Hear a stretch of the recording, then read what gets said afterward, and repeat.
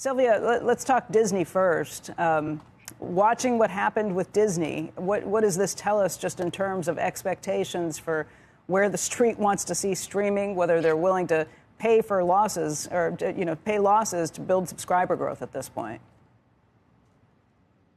Good morning, Becky. Yeah, I think, with Disney, it's a very interesting story. I think on one hand, Disney is sort of this classic blue chip stock, and a lot of investors are likely to come in off of this pullback in price just because of the outlook. 2024 isn't so long to wait at this price here, but to your point, I think it's a much bigger hurdle to jump over to basically grab subscribers, and I think the cost of grabbing those subscribers is a lot higher. So Disney basically needs to clean up house. They need to figure out how to cut costs and increase their margins, I think, before they get the confidence of investors back. And Tesla shares, hearing that Elon Musk had been selling after saying in August he was done selling. Do you first of all own Tesla, and what do you think of the moves at this point? It is a little higher this morning after being down the last 5 days. I do own the roller coaster that has been Tesla, all the way up and down 40% this year. So I think with Tesla, the issue there is there's so much sort of noise coming in from all sides, whether it's Twitter, how that deal will be financed.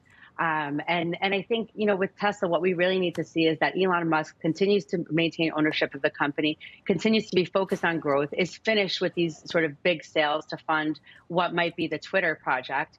And then we just need to see a cleanup in the supply chain, right? So I think a lot of the China reopening of the factories would sort of get them back on track. Increased deliveries would get the company back on track. Tesla remains the leader in the electric vehicle space. The direction of automobile buying is certainly going in that way. And I think Tesla can, maintain their leadership there. But the sort of noise around Twitter and Elon Musk, selling shares has to die down for investors to gain confidence in the stock. You own shares of Meta, and you watch the kind of ghoulish Wall Street parlor game.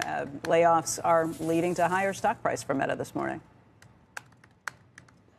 I was an owner of Meta. I ended up selling Meta, and I think that was earlier in the year when I sort of saw that the focus was going more into the metaverse and away from, focusing on what I thought was the monetizable business, which is advertising on, sort of Facebook and Instagram, which, albeit it would slow, but I think that there's sort of the chance to capture the user base there and continue to monetize it in the future. So I think that, the mistake that is being made there is sort of focusing on what should really be an R&D project and not making it sort of the core focus of the company right now. So I think until investors either see some sort of, potential profit story coming out of Metaverse, or hear that, yes, we will go back and focus on this massive subscriber base that we have within the ad space as we kind of recover within the economy, I think it's going to be a tricky stock to own. So I actually sold my position there.